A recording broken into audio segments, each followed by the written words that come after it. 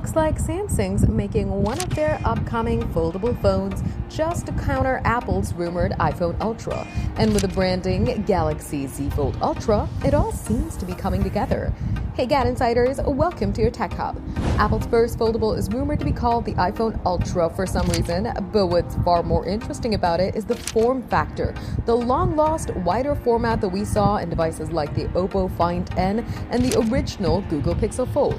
It mostly failed on Android due to app issues, but everyone seems like they want to give it another shot. Well, everyone thought Samsung would name its take on this Galaxy Z Fold 8 Wide, which is kind of sloppy, but the latest rumors are worse. Leaker Ice Universe says that Samsung's adding the Galaxy Z Fold 8 Ultra to its lineup next year, not as a new, wider form factor designed directly to compete with the iPhone Ultra, but as a rebrand of the standard Galaxy Z Fold 8. Given the obvious inspiration for Samsung's new form factor, that seems like a wild choice, but there is one part that makes sense.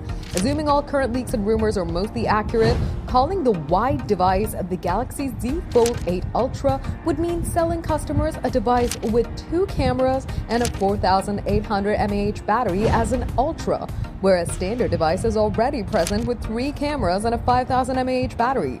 With that in mind, that might be the right call. But then again, the lack of comparable hardware to the actual Galaxy S26 Ultra makes that a harder pill to swallow.